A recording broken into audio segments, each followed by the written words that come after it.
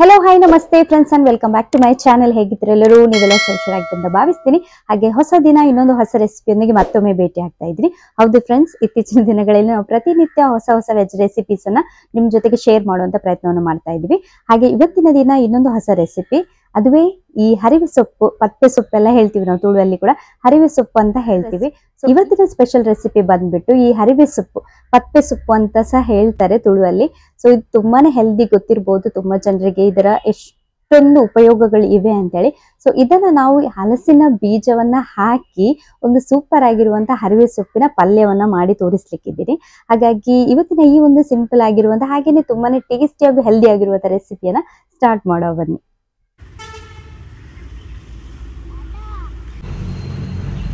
ನೋಡಿ, ನಾವು ಮಾಡಿದ ತರಕಾರಿ ನೋಡಿ ಹೇಗೆ ಬಂದಿದೆ ಅಂತ. ಮುದ್ದೆ ಮುದ್ದೆ ಬಂದಿದೆ. ಫಸ್ಟ್ ಮಳೆ ಬಂದಿತ್ತು ಅವತ್ತಿ. ಹರಿವೆ ಸೊಪ್ಪು ಇವತ್ತು ಸ್ವಲ್ಪ ಮುದ್ದೆ ಮುದ್ದೆ ಆಗಿದೆ ಅಂತ ಹೇಳಿದ್ರೆ ನಾವು ಈಗ ತೆಗಿಬೇಕು. ಇವಾಗ ಬೀಜ ಹಾಕಿದಂತ ದಿನವೇ ಮಳೆ ಬಂದಿತ್ತು 12 ತಾರೀಕಿಗೆ. ಅದಕ್ಕೋಸ್ಕರ ಇದು ಬೇಗ ತೆಗಿಬೇಕು ಇವಾಗ ಅಂತೇಳಿ ಮಧ್ಯದಲ್ಲಿ ಸ್ವಲ್ಪ ಬೆಳೆದಿರುವಂತದನ್ನ ತೆಗಿಯೋ ಅಂತೇಳಿ, ಬೇರೆದಕ್ಕೆ ಸ್ವಲ್ಪ ಸಣ್ಣದಿರುವಂತಕ್ಕೆ ಸ್ವಲ್ಪ ದಾರಿ ಆಗ್ಲಿ ಅಂತೇಳಿ, ಬಿಸಿಲು ಆಗ್ಲಿ ಅಂತ, ಗಾಡಿ ಬರ್ಲಿ ಅಂತ. ನೋಡಿ ಹೇಗೆ ಫ್ರೆಶ್ ಉಂಟು. ತಿನ್ನುವ ಆಹಾರ ಸ್ವಚ್ಛವಾಗಿರ್ಬೇಕಾದ್ರೆ ನಾವೇ ಬೆಳೆಯುವುದು ಸೂಕ್ತ ಅಲ್ವಾ? ಹಾಗೆ ಇದೊಂದು ನಮ್ಮ ಸಣ್ಣ ಪ್ರಯತ್ನ. ಮನೆಯ ತೋಟದಲ್ಲಿ ಬೆಳೆಯುವ ಹಸಿರು ತರಕಾರಿಗಳು ವಿಷಮುಕ್ತ ಅಂತ ಹೇಳ್ತಾರೆ.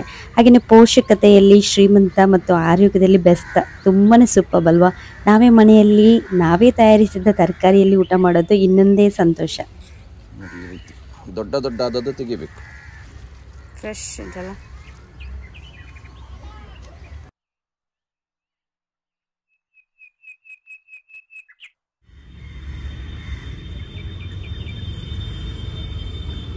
ಒಂದು ರೌಂಡ್ ಇವತ್ತು ತೆಗೆಯೋದು, 2 ದಿವಸ ಬಿಟ್ಟು ಮತ್ತೆ ಕೂಡ ಬೇಕಾದ್ರೆ ತೆಗಿಬಹುದು.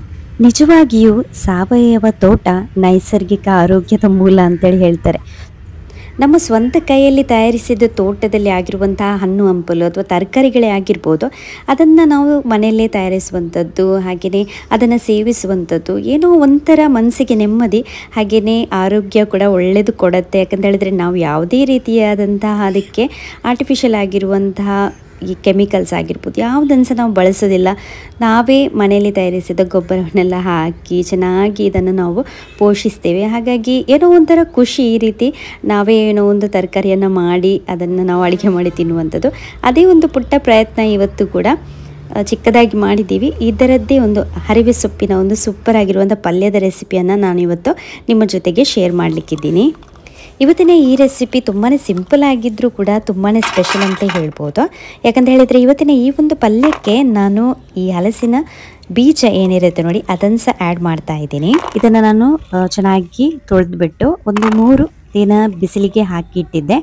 ಸೊ ಈ ಒಂದು ಹಲಸಿನ ಹಣ್ಣಿನ ಬೀಜದಲ್ಲಿ ತುಂಬ ಪ್ರೋಟೀನ್ ಅಂಶ ಇದೆ. ಹಾಗೆಯೇ ಹೆಲ್ತಿಗೆ ಸಹ ಇದು ಒಳ್ಳೆಯದು. ಇವಾಗ ಹಲಸಿನ ಹಣ್ಣಿದ್ದು ಸೀಸನ್ ಸ್ಟಾರ್ಟ್ ಆಗಿದೆ. ಅದೇ ಸಮಯದಲ್ಲಿ ನಾವು ಸಹ ಹಲಸಿನ ಹಣ್ಣನ್ನು ತಗೊಂಡು ಬಂದಿದ್ವಿ. ಹಾಗಾಗಿ ಇದರ ಬೀಜ ಏನಿದೆ ನೋಡಿ ಅದನ್ನು ನಾನು ಬಿಸಿಲಿಗೆ ಹಾಕಿಟ್ಟಿದ್ದೆ. ಇವತ್ತಿನ ಈ ರೆಸಿಪಿಗೆ ನಾನು ಇದನ್ನು ಕೂಡ ಯೂಸ್ ಮಾಡ್ಕೊಳ್ತಾ ಇದ್ದೀನಿ. ಹಾಗೆ ನೋಡ್ಬೋದು, ಹರಿವೆ ಸೊಪ್ಪು ನಾನು 2 ಕಟ್ಟಷ್ಟು ಮಾಡಿದ್ದೆ. 1 ಕಟ್ಟನ್ನು ಇವತ್ತು ನಾನು ಫ್ರೆಶ್ ಆಗಿ ಯೂಸ್ ಮಾಡ್ಕೊಳ್ತಾ ಇದ್ದೀನಿ. ಇದನ್ನು ನಾವು ಚೆನ್ನಾಗಿ ಕ್ಲೀನ್ ಮಾಡ್ಕೊಳ್ಬೇಕು. ಇದರ ಬೇರುಗಳಲ್ಲಿ ಏನೋ ಮಣ್ಣಿನ ಅಂಶ ಇರುತ್ತೆ ನೋಡಿ, ಅದನ್ನು ಸಹ ಮೊದಲಿಗೆ ತೊಳೆದ್ಬಿಟ್ಟು ಇಡೀ ಸೊಪ್ಪನ್ನು ಕೂಡ ನಾವು ಚೆನ್ನಾಗಿ ವಾಶ್ ಮಾಡ್ಕೊಳ್ಬೇಕು. ನಾವು ಮನೆಯಲ್ಲೇ ಮಾಡಿರೋದ್ರಿಂದ ಫ್ರೆಶ್ ಆಗಿ ಇತ್ತು. ಯಾವುದೇ ರೀತಿಯಾದಂಥ ಕ್ರಿಮಿಕೀಟಗಳಾಗಿರ್ಬೋದು ಏನು ಸಹ ಇರಲಿಲ್ಲ. ಕರೆಕ್ಟಾಗಿ ಚೆಕ್ ಮಾಡಿ ನೋಡಿಕೊಂಡು ನಾನು ಚೆನ್ನಾಗಿ ಕ್ಲೀನ್ ಮಾಡಿ ಸ್ವಲ್ಪ ಹೊತ್ತು ಅದರ ನೀರೇನಿದೆ ನೋಡಿ ಅದೆಲ್ಲ ಡ್ರೈನ್ ಆಗಲಿಕ್ಕೆ ಇಟ್ಟಿದ್ದೆ. ಇವಾಗ ನಾನು ಇದನ್ನು ನೋಡಿ ಚಿಕ್ಕದಾಗಿ ಈ ರೀತಿ ಚೆನ್ನಾಗಿ ಇದನ್ನು ನಾನು ಚಾಪ್ ಮಾಡ್ಕೊಳ್ತಾ ಇದ್ದೀನಿ. ಯಾವುದೇ ಒಂದು ಹಸಿರು ತರಕಾರಿಗಳು ನಿಜವಾಗ್ಲೂ ಆರೋಗ್ಯಕ್ಕೆ ತುಂಬ ಒಳ್ಳೆಯದಂತ ಹೇಳ್ತಾರೆ. ಅದರಲ್ಲಿ ಕೂಡ ಈ ಹರಿವೆ ಸೊಪ್ಪು ಇದೆಯಲ್ಲ, ಇದು ನಿಜವಾಗ್ಲೂ ತುಂಬ ಹೆಲ್ತ್ ಬೆನಿಫಿಟ್ಸನ್ನು ಒಳಗೊಂಡಿದೆ. ಲೀಫಿ ವೆಜಿಟೇಬಲ್ಸ್ ಅಂತ ಹೇಳ್ತೀವಿ ಹರಿವೆ ಸೊಪ್ಪು. ಇದು ಹೃದಯ ಆರೋಗ್ಯಕ್ಕೆ ನಿಜವಾಗ್ಲೂ ತುಂಬ ಸಹಾಯ ಮಾಡುತ್ತೆ ಆಯಿತಾ. ಯಾಕಂತ ಹೇಳಿದರೆ ಇದರಲ್ಲಿ ಪೊಟ್ಯಾಷಿಯಂ ಅಂಶ, ಫಾಲೇಟ್ ಆಗಿರ್ಬೋದು, ಹಾಗೆಯೇ ಫೈಬರ್ ಅಂಶ ನಿಜವಾಗ್ಲೂ ಅತಿಯಾಗಿದೆ. ಈವನ್ ನಿಮಗೆ ಮೂತ್ರಪಿಂಡಗಳ ಆರೋಗ್ಯ ಆಗಿರ್ಬೋದು, ಇದರಲ್ಲಿ ನೀರಿನ ಅಂಶ ಅಧಿಕವಾಗಿರುತ್ತೆ. ಹಾಗಾಗಿ ಮೂತ್ರಪಿಂಡಗಳ ಸ್ವಚ್ಛತೆಗೆ ನಿಜವಾಗ್ಲೂ ಇದು ಹೆಲ್ಪ್ ಮಾಡುತ್ತೆ. ಇವನ್ ನಿಮಗೆ ರಕ್ತಹೀನತೆ ನಿವಾರಣೆ, ಇದರಲ್ಲಿ ಅಯನ್ ಕಂಟೆಂಟ್ ತುಂಬ ಜಾಸ್ತಿ ಇರೋದ್ರಿಂದ ರಕ್ತಹೀನತೆ ಸಮಸ್ಯೆ ಕೂಡ ಇದರಲ್ಲಿ ಪರಿಹಾರ ಆಗುತ್ತೆ. ನಿಜವಾಗ್ಲೂ ಇದನ್ನು ಬಳಸೋದ್ರಿಂದ ಅಷ್ಟೊಂದು ಒಳ್ಳೆಯದಿದು. ಈ ಒಂದು ಪಲ್ಯವನ್ನು ಮಾಡಲಿಕ್ಕೆ ನಾನಿಲ್ಲಿ ಮಣ್ಣಿನ ಒಂದು ಪಾತ್ರೆಯನ್ನು ತೊಗೊಂಡಿದ್ದೀನಿ. ಹಾಗೆ ಇಲ್ಲಿ ಒಲೆಯಲ್ಲೇ ಮಾಡ್ಕೊಳ್ತಾ ಇದ್ದೀನಿ ಇವತ್ತು ಕೂಡ. ಹಾಗೆ ಇಲ್ಲಿ 1 ಕಪ್ಪಷ್ಟು ನಾನು ಮೊದಲಿಗೆ ತೆಂಗಿನಕಾಯಿ ತುರಿಯನ್ನು ಇದಕ್ಕೆ ಎಣ್ಣೆಲ್ಲ ಹಾಕದೇ ಹಾಕ್ಕೊಳ್ತಾ ಇದ್ದೀನಿ. ಅದ್ರ ಜೊತೆಗೆ 1 ಟೀ ಸ್ಪೂನಷ್ಟು ಅರಶಿನ ಹುಡಿ, ಹಾಗೆ 2 ಟೀ ಸ್ಪೂನಷ್ಟು ನಾನಿಲ್ಲಿ ಮೆಣಸಿನ ಹುಡಿಯನ್ನು ಹಾಕ್ಕೊಂಡಿದ್ದೀನಿ. ಹಾಗೆ ಇದನ್ನು ಇದೇ ರೀತಿ 2 ರಿಂದ 3 ನಿಮಿಷ ನಾನು ಜಸ್ಟ್ ಡ್ರೈ ರೋಸ್ಟ್ ಮಾಡ್ಕೊಳ್ತಾ ಇದ್ದೀನಿ. ನೋಡ್ಬೋದು, ಇದನ್ನೊಂದು 2 ರಿಂದ 3 ನಿಮಿಷ ಇದೇ ರೀತಿ ಡ್ರೈ ರೋಸ್ಟ್ ಮಾಡಿಬಿಟ್ಟು ನಾನು ಒಂದು ಚಿಕ್ಕ ತುಂಡು ಶುಂಠಿ ಜಜ್ಜಿ ಇದಕ್ಕೇ ಹಾಕ್ಕೊಳ್ತಾ ಇದ್ದೀನಿ. ಹಾಗೆಯೇ ಇದನ್ನು ಕೂಡ 1 ನಿಮಿಷ ತನಕ ಇದೇ ರೀತಿ ಜಸ್ಟ್ ರೋಸ್ಟ್ ಮಾಡ್ಕೊಳ್ತಾ ಇದ್ದೀನಿ. ಹಾಗೆ ಇದನ್ನು ಇಷ್ಟು ರೋಸ್ಟ್ ಮಾಡಿ ಆದ ನಂತರ ನಾನು ಇದನ್ನು ಒಂದು ಸಪ್ರೇಟ್ ಪಾತ್ರೆಯಲ್ಲಿ ತೆಗೆದುಕೊಳ್ತಾ ಇದ್ದೀನಿ. ಯಾಕಂತ ಹೇಳಿದ್ರೆ ಇದೇ ಒಂದು ಸೇಮ್ ಮಣ್ಣಿನ ಪಾತ್ರೆಯಲ್ಲಿಯೇ ನಾನು ಬಾಕಿ ಏನು ಅಡುಗೆಯ ವಿಧಾನ ಇದೆ ನೋಡಿ ಅದನ್ನು ಮಾಡ್ಕೊಳ್ಳಿಕ್ಕಿದ್ದೀನಿ. ಹಾಗಾಗಿ ಇದನ್ನು ಇವಾಗ ನಾನು ಸಪ್ರೇಟಾಗಿ ತೆಗೆದುಕೊಳ್ತಾ ಇದ್ದೀನಿ.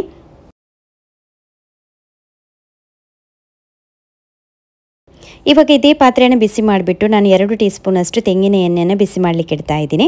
ಹಾಗೆ ಎಣ್ಣೆ ಒಮ್ಮೆ ಬಿಸಿಯಾದ ತಕ್ಷಣ ನಾನಿಲ್ಲಿ 1 ಟೀ ಸ್ಪೂನಷ್ಟು ಸಾಸಿವೆಯನ್ನು ಹಾಕ್ಕೊಳ್ತಾ ಇದ್ದೀನಿ. ಈ ಸಾಸಿವೆ ಒಮ್ಮೆ ಚಟಪಟ ಅಂತೇಳಿ ಶಬ್ದ ಆಗಲಿಕ್ಕೆ ಸ್ಟಾರ್ಟ್ ಆಗುವಾಗಲೇ ನಾನಿಲ್ಲಿ 1 ಮುಷ್ಟಿಯಷ್ಟು ಕುಚಲಕ್ಕಿಯನ್ನು ಆ್ಯಡ್ ಮಾಡ್ತಾ ಇದ್ದೀನಿ. ಈ ಕುಚಲಕ್ಕಿ ಏನಿದೆ ನೋಡಿ, ಇದು ತುಂಬ ಒಳ್ಳೆ ಫ್ಲೇವರ್ ಕೊಡುತ್ತೆ ಈ ರೆಸಿಪಿಗೆ. ಹಾಗೆಯೇ ಈ ರೆಸಿಪಿಯನ್ನು ತುಂಬ ಸ್ಪೆಷಲ್ ಮಾಡೋದೇ ಈ ಕುಚಲಕ್ಕಿ, ಅಷ್ಟೊಂದು ಟೇಸ್ಟಿಯಾಗಿ ಮಾಡುತ್ತೆ.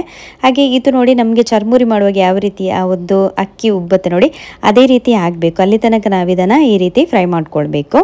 ಒಮ್ಮೆ ಇದು ಚೆನ್ನಾಗಿ ಫ್ರೈ ಆದ ತಕ್ಷಣ ನಾನಿಲ್ಲಿ ಸ್ವಲ್ಪ ಕರಿಬೇವಿನ ಸೊಪ್ಪನ್ನು ಕೂಡ ಇದಕ್ಕೇ ಆ್ಯಡ್ ಮಾಡ್ಕೊಳ್ತಾ ಇದ್ದೀನಿ. ಕರಿಬೇವಿನ ಸೊಪ್ಪು ಈ ರೀತಿ ಸ್ವಲ್ಪ ಹೊತ್ತು ಫ್ರೈ ಮಾಡಿ ಆದ ನಂತರ ನಾನಿಲ್ಲಿ ಒಂದು ಅರ್ಧ ಕಪ್ಪಷ್ಟು ಈ ಹಲಸಿನ ಬೀಜ ಏನಿದೆ ನೋಡಿ ಅದನ್ನು ನಾನು ನೋಡಿ ಈ ರೀತಿ ಚಾಪ್ ಮಾಡ್ಕೊಂಡು ಹಾಕ್ಕೊಳ್ತಾ ಇದ್ದೀನಿ. ಇದು ನಿಮ್ಮ ಇಷ್ಟ, ಕೆಲವರಿಗೆ ಅದನ್ನು ಜಜ್ಜಿ ಹಾಕಿದರೆ ಸ್ವಲ್ಪ ಟೇಸ್ಟಿಯಾಗಿ ಆಗುತ್ತೆ.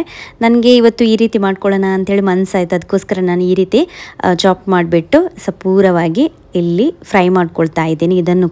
ಇದನ್ನು ಒಂದು 2 ನಿಮಿಷ ತನಕ ಫ್ರೈ ಮಾಡಿಕೊಂಡು ನಾನು ಇದಕ್ಕೆ ಸ್ವಲ್ಪ ರುಚಿಗೆ ಎಷ್ಟು ಬೇಕು ನೋಡಿ ಅಷ್ಟು ಉಪ್ಪನ್ನು ಕೂಡ ಈ ಸಮಯದಲ್ಲಿ ಸೇರಿಸ್ಕೊಳ್ತಾ ಇದ್ದೀನಿ. ಉಪ್ಪನ್ನು ಹಾಕಿಬಿಟ್ಟು ನಾನು ಇದನ್ನು ಒಂದು 7 ರಿಂದ 8 ನಿಮಿಷ ತನಕ ಇದಕ್ಕೆ ಮುಚ್ಚಳವನ್ನು ಹಾಕಿಬಿಟ್ಟು ಅದೇ ರೀತಿ ಸ್ವಲ್ಪ ನೀರನ್ನೆಲ್ಲ ಹಾಕದೆ ನಾನು ಇದನ್ನು ಬೇಯಿಸ್ಲಿಕ್ಕೆ ಇಟ್ಕೊಳ್ತಾ ಇದ್ದೀನಿ. ಇದನ್ನು ತೀರಾ ಲೋ ಫ್ಲೇಮಲ್ಲಿ ಬೇಯಿಸಬೇಕು. ನಾನು ಕೇವಲ ಗೆಂಡದಲ್ಲೇ ಈ ರೆಸಿಪಿಯನ್ನು ಮಾಡ್ಕೊಳ್ತಾ ಇದ್ದೀನಿ ಇವತ್ತು. ಸ್ವಲ್ಪ ಕೂಡ ಬೆಂಕಿ ಮಾಡಲಿಲ್ಲ ನಾನು, ಯಾಕಂತ ಹೇಳಿದರೆ ಹರಿವೆ ಸೊಪ್ಪು ಕೂಡ ಬೇಗ ಬೇಯುತ್ತೆ. ಈ ಸಮಯದಲ್ಲಿ ನಾನು ಏನು ಚಾಪ್ ಮಾಡಿ ಇಟ್ಟಿರುವಂಥ ಹರಿವೆ ಸೊಪ್ಪು ಏನಿದೆ ನೋಡಿ ಅದನ್ನು ಕೂಡ ಇಲ್ಲಿ ಸೇರಿಸ್ಕೊಳ್ತಾ ಇದ್ದೀನಿ. ಹಾಗೆ ಇದಕ್ಕೆ ನಾನು ಮಿಕ್ಸ್ ಮಾಡ್ತಾ ಇಲ್ಲ, ಈ ಹಲಸಿನ ಬೀಜ ಏನಿದೆ ನೋಡಿ ಅದನ್ನೆಲ್ಲ ಮಿಕ್ಸ್ ಮಾಡ್ಕೊಳ್ತಾ ಇಲ್ಲ. ಹಲಸಿನ ಬೀಜದ ಮೇಲೇ ಇದನ್ನು ನಾನು ಹಾಕಿದ್ದೀನಿ. ಹಾಗೆಯೇ ಈ ರೀತಿ ನಾನು ಈ ಚಮಚದ ಸಹಾಯದಿಂದ ನೋಡಿ ಈ ರೀತಿ ನಾನು ಇದನ್ನು ಪ್ರೆಸ್ ಮಾಡ್ಕೊಳ್ತಾ ಇದ್ದೀನಿ ಅಷ್ಟೇ.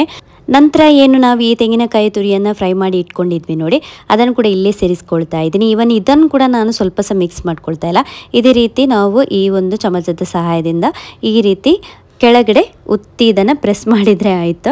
ಈ ರೀತಿ ಮಾಡಿ ನಾವೊಂದು 5 ನಿಮಿಷ ತನಕ ಮುಚ್ಚಳವನ್ನು ಹಾಕಿಬಿಟ್ಟು ಸ್ವಲ್ಪ ನೀರನ್ನು ಹಾಕದೆ ಇದನ್ನು ಬೇಯಿಸ್ಕೊಳ್ತಾ ಇದ್ದೀನಿ. ಇದೊಂದು ಡಿಫ್ರೆಂಟ್ ವೇ, ಖಂಡಿತವಾಗ್ಲೂ ಟ್ರೈ ಮಾಡಿ. ನಿಮಗೆ ಯಾವ ರೀತಿ ಬರುತ್ತೆ ಅಂತೇಳಿ ನಮಗೆ ಕಾಮೆಂಟಲ್ಲಿ ತಿಳಿಸಿ.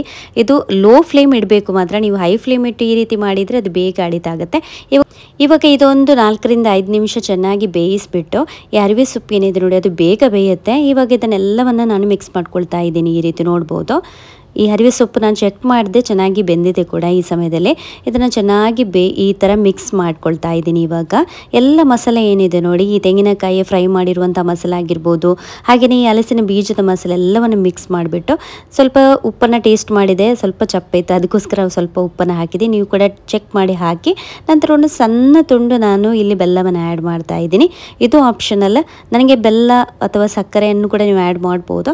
ಇದೊಂದು ಡಿಫ್ರೆಂಟ್ ಟೇಸ್ಟ್ ಕೊಡುತ್ತೆ ಯಾವುದೇ ಒಂದು ತರಕಾರಿಯ ಪದಾರ್ಥಕ್ಕೆ ನನ್ನ ಪ್ರಕಾರ. ಹಾಗಾಗಿ ನಾನು ಈ ಒಂದು ಸಕ್ಕರೆ ಅಥವಾ ಸಣ್ಣ ತುಂಡು ಬೆಲ್ಲವನ್ನು ಆ್ಯಡ್ ಮಾಡ್ತೀನಿ. ಆವಾಗ ಒಳ್ಳೆ ಟೇಸ್ಟಿಯಾಗಿ ಈ ಒಂದು ನಮ್ಮ ತರಕಾರಿಯ ಪದಾರ್ಥ ಏನಿದೆ ನೋಡಿ ಅದು ರೆಡಿ ಆಗೋಗ್ಬಿಡುತ್ತೆ.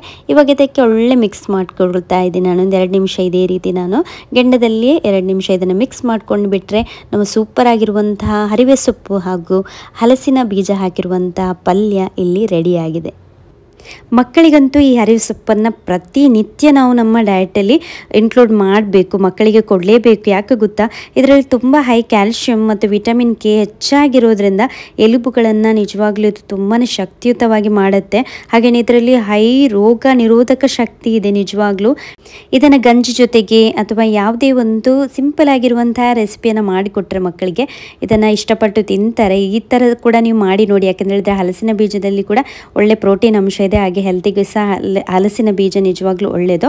ಹಾಗಾಗಿ ಇವತ್ತು ನಾನು ಡಿಫ್ರೆಂಟ್ ಸ್ಟೈಲಲ್ಲಿ ಇದನ್ನು ಪಲ್ಯವನ್ನು ಮಾಡಿದ್ದೀನಿ. ಇಲ್ಲದ್ರೆ ನಾವು ಸಿಂಪಲಾಗಿ ಒಗ್ಗರಣೆ ಕೊಟ್ಟು ಮಾಡುವಂಥದ್ದು ಈ ಹರಿವೆ ಸೊಪ್ಪಿನ ಪಲ್ಯ. ಇವತ್ತು ನಾನು ಸ್ವಲ್ಪ ಡಿಫ್ರೆಂಟಾಗಿ ಈ ಒಂದು ರೆಸಿಪಿಯನ್ನು ಮಾಡಿ ತೋರಿಸ್ತಿದ್ದೀನಿ. ಹಾಗೆಯೇ ಕುಚಲಕ್ಕಿ ಗಂಜಿ ಜೊತೆಗೆ ಲೈಕ್ ಆಲ್ವೇಸ್ ನಾವು ಇವತ್ತು ಕೂಡ ಊಟ ಮಾಡ್ಕೊಳ್ತಾ ಇದ್ದೀವಿ. ಸ್ವಲ್ಪ ಇವತ್ತು ಮಜ್ಜಿಗೆ ಕೂಡ ಮಾಡಿದ್ದೀನಿ. ಸಿಂಪಲ್ ಆಗಿರುವಂಥ ನಮ್ಮ ಗಂಜಿ ಊಟ ಇವಾಗ ರೆಡಿಯಾಗಿದೆ. ಈ ರೀತಿ ತುಂಬಾ ಸಿಂಪಲ್ ಆಗಿರುವಂಥ ಊಟ, ಹಾಗೆಯೇ ಹೆಲ್ದಿ ಆಗಿರುವಂಥ ಈ ಒಂದು ಊಟ ನಾವೇ ನಮ್ಮ ತೋಟದಲ್ಲಿ ತಯಾರಿಸಿದಂಥ ತರಕಾರಿಯಲ್ಲಿ ನಾವು ಈ ರೀತಿ ಅಡುಗೆಯನ್ನು ಮಾಡಿ ತಿನ್ನೋದೇ ಏನೋ ಒಂಥರ ಖುಷಿ.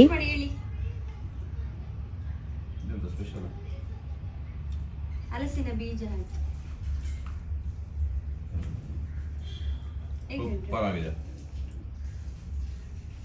ಗಂಜಿಗೆಲ್ಲ ಹೇಳಿದ್ದು ಡಿಫ್ರೆಂಟ್ ಟೇಸ್ಟ್ ಅಲ್ಲ, ಮನೆಯಲ್ಲಿ ಆಗಿರುವಂತ ಹರಿವೆ ಸೊಪ್ಪು ಹಾಕಿ ಇನ್ನು ಬಾರಿ ಖುಷಿಯಲ್ಲಿ ಊಟ ಇದ್ದು.